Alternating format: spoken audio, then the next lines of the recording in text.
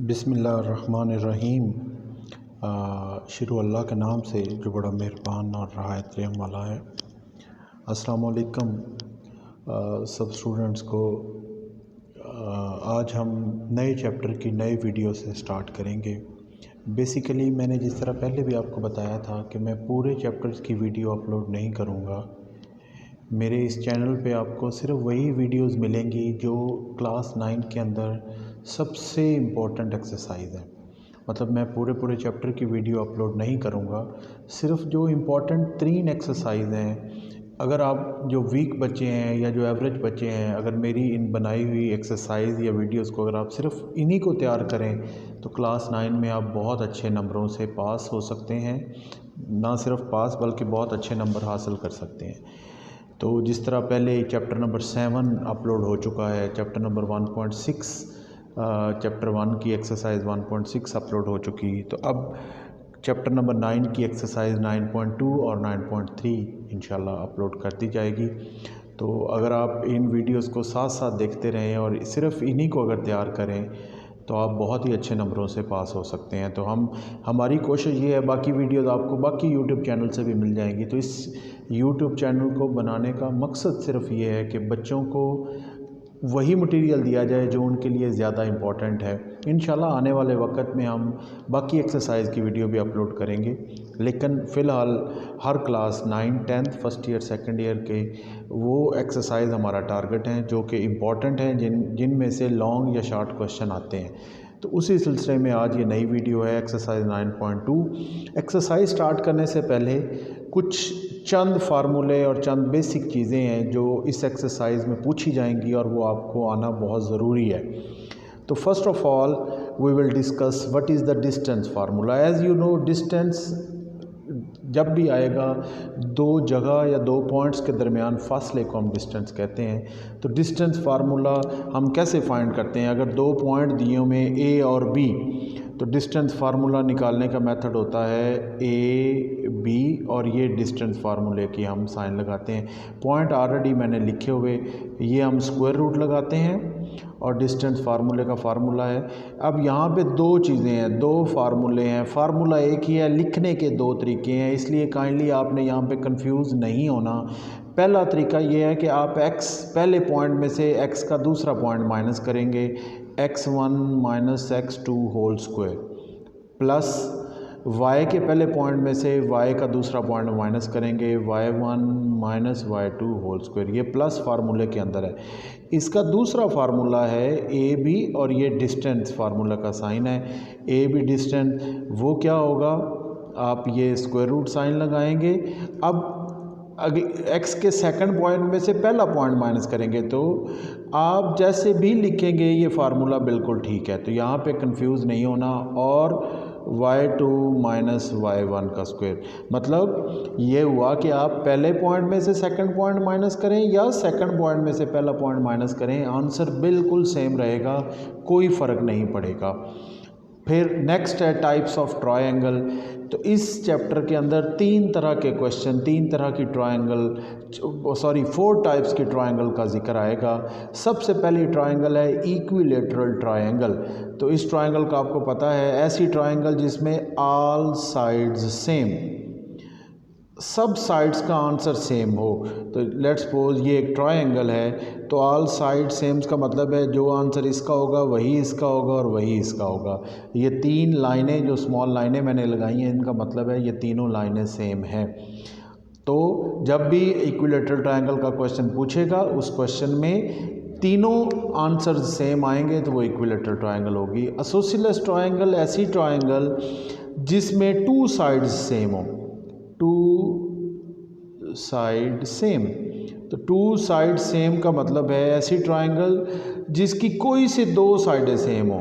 तो जब हम कोऑर्डिनेट ज्योमेट्री में इसका आंसर निकालेंगे, तो अगर ट्रायंगल की क्योंकि तीन साइडें, हम तीन आंसर निकालेंगे, उनमें से कोई दो सेम आ जाएंगे तो हम कहेंगे कि ये आइसोसेलेस ट्रायंगल है। स्केलैन ट्रायंगल ऐसी ट्रायंगल होती है जिसमें no side same.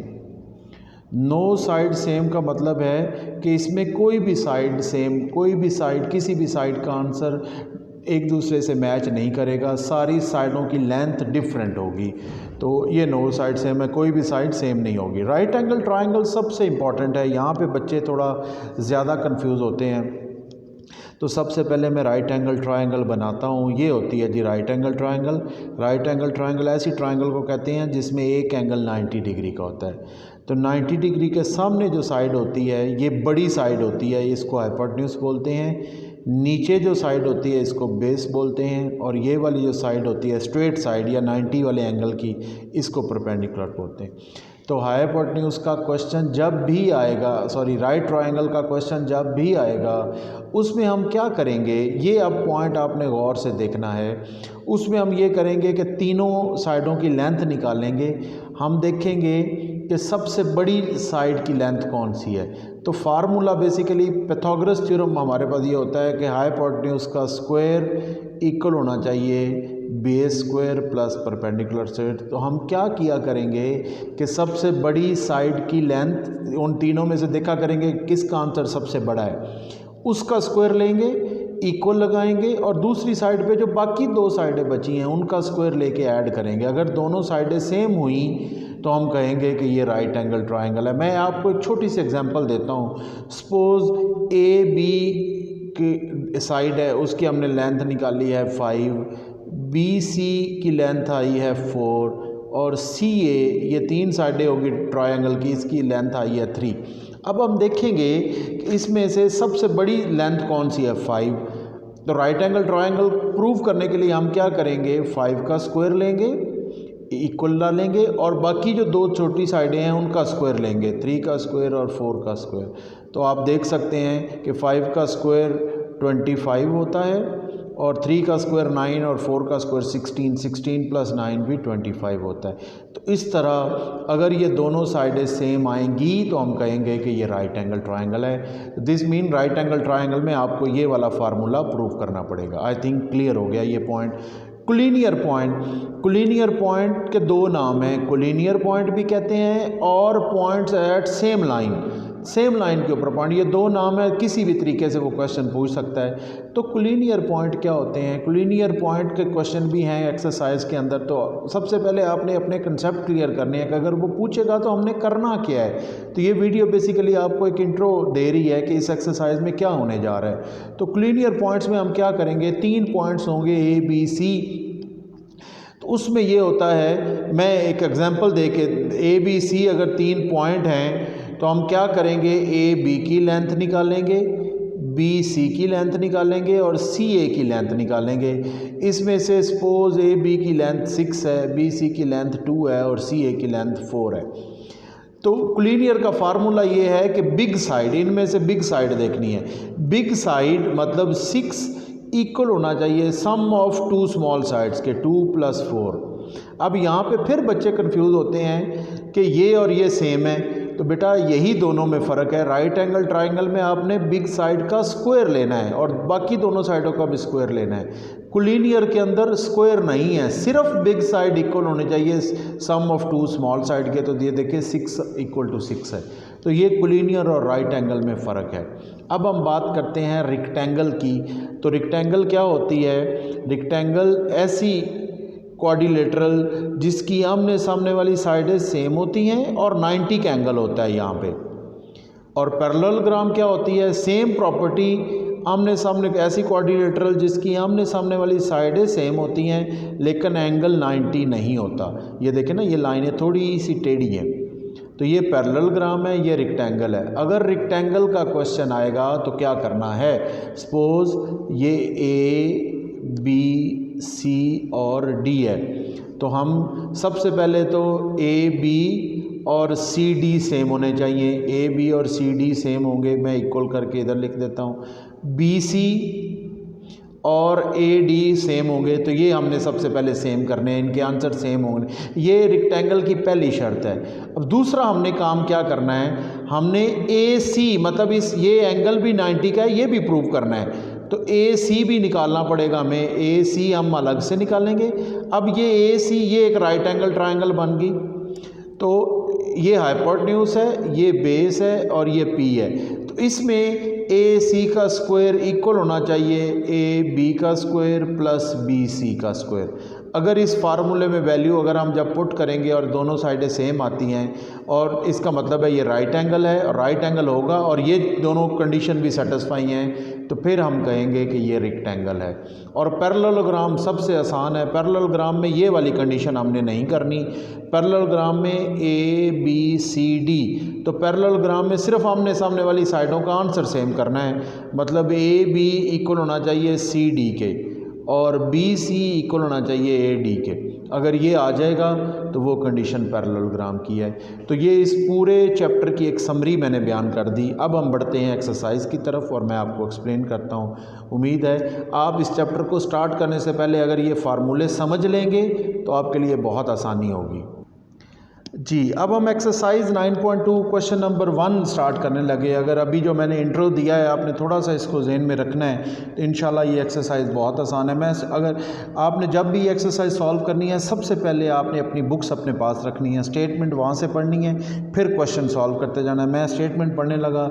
Show that whether the points with vertex, 3 vertex दिए हुए हैं, are vertices of an equilateral triangle और एन आइसोसेलेस ट्रायंगल। उसने पूछा है कि आप बताएं, तो मैं इसका डायरेक्ट सॉल्यूशन स्टार्ट करूंगा। आपने करना है लेट, इन 3 पॉइंट्स को नाम देना है। ए है, पहले पॉइंट को ए कहना है, ए 5 और -2। दूसरे पॉइंट को आपने बी कहना है, 5 एंड 4 है। और तीसरे पॉइंट को आपने सी कहना है, -4 और 1। अब उसने ये पूछा कि आप बताएं कि ये इक्विलेटरल है और आइसोसेलेस है। तो इक्विलेटरल ऐसा ट्रायंगल जिसमें तीनों साइडें सेम होंगी। अगर तीनों आंसर सेम होंगे तो हम कह देंगे ये इक्विलेटरल है। अगर 2 आंसर सेम होंगे तो हम कहेंगे ये आइसोसेलेस है। उसने स्केल एन का पूछा ही नहीं, तो सिर्फ ये 2 बताने हैं। अब हम क्या करेंगे, सबसे पहले ए बी की लेंथ निकालेंगे, फिर हम बी सी की, ए से बी, फिर बी से सी और फिर सी से बी सी की लेंथ निकालेंगे और फिर हम सी से ए की लेंथ निकालेंगे। सबसे पहले मैं ए बी की लेंथ निकालने लगा। ए बी मैं फर्स्ट पॉइंट में से फर्स्ट पॉइंट माइनस करूँगा, तो 5 - 5 का स्क्वायर प्लस -2 -4 का square. 5 - 5 is 0 and this is -6 square is 36। तो 36 स्क्वायर रूट आंसर आ जाएगा आपके पास 6। नाउ बी सी की मैं लेंथ निकालूंगा। बी सी तो उसी तरह 5, ये देखें यहाँ पे एक पॉइंट आप देखें, हमने करना था 5 - 4, इस 4 के साथ ऑलरेडी माइनस है, तो आपने अगर उस नंबर के साथ ऑलरेडी माइनस है तो डायरेक्ट प्लस कर देना है।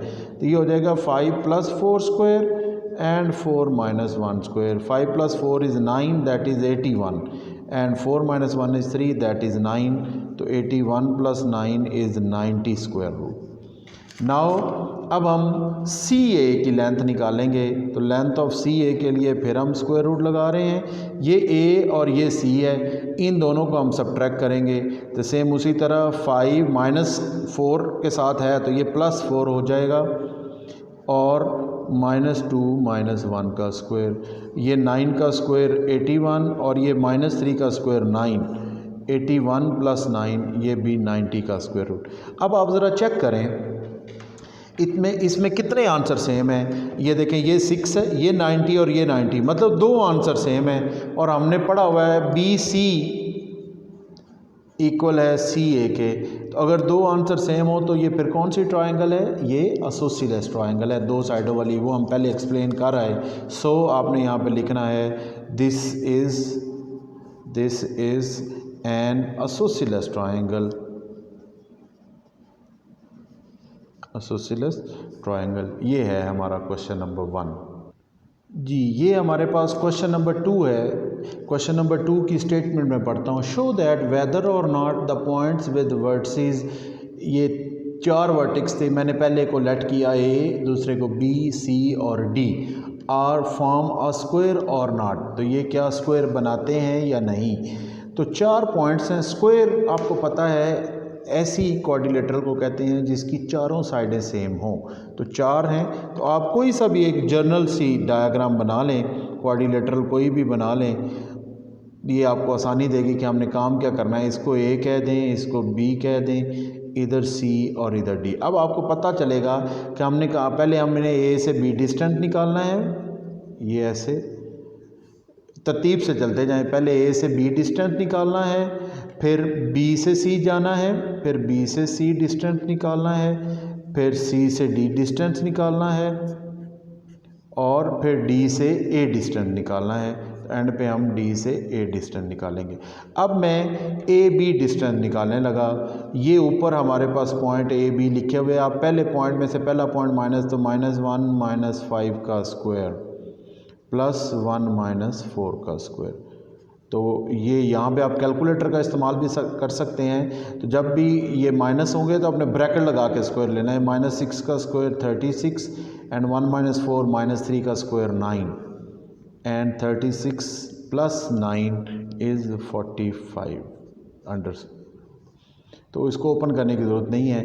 बी सी, तो अब आप बी और सी का लेंगे तो वो आ जाएगा जी 5 - 2 का स्क्वायर प्लस 4 -2 ऑलरेडी उसके साथ माइनस है तो वो +2 हो जाएगा। ये पॉइंट बस आपने यहाँ से गलत नहीं करना। 5 - 2 3, ये 9 आ जाएगा। 4 + 2 6, ये 36 आ जाएगा और ये भी आपके पास 45 स्क्वायर रूट है। अब हम निकालेंगे सी और डी। तो सी डी उसी तरह हम डिस्टेंस फार्मूला लगाएंगे। सी और डी, फर्स्ट पॉइंट में से मैं फर्स्ट पॉइंट माइनस करूँगा 2, वो -4 है तो इसको हम +4 का स्क्वायर कर देंगे एंड प्लस -2 - 1 का स्क्वायर। ये भी इसी तरह 36 बनेगा और ये 9 बनेगा। तो ये आपके पास आंसर आ गया 45 का स्क्वायर रूट। नेक्स्ट नाउ अब हमारे पास डी ए है, तो अब हम डी ए को करेंगे। डी ए, तो इसको करने का ये हमारे पास डी है और ये ए है, तो आप ए में से डी माइनस करेंगे। तो -1 - 4 ऑलरेडी है तो इसको हम +4 करेंगे। -1 + 4 स्क्वायर एंड 1 - 1 स्क्वायर। तो -1 + 4 दिस इज़ 9 एंड 1 - 1 0। तो स्क्वायर रूट 9 आंसर आ जाएगा। 3 आप स्क्वायर रूट 9 में लिख सकते हैं। तो बेटा ज़रा गौर से देखें, क्या ये चारों आंसर सेम है? ये देखो, A B 45 square root, B C 45 square root, C D 45 square root, D A तो 3 आ गया। तो ये चारों आंसर सेम नहीं है। तो आपने यहाँ पे लिखेंगे ए बी इक्वल है बी सी के, ये इक्वल है सी डी के, लेकिन सी डी इक्वल नहीं है डी ए के। Hence it is not a square, hence it is not a square। तो यही हमारा आंसर है। हमने सिर्फ ये बताना था कि क्या ये स्क्वायर है या नहीं है।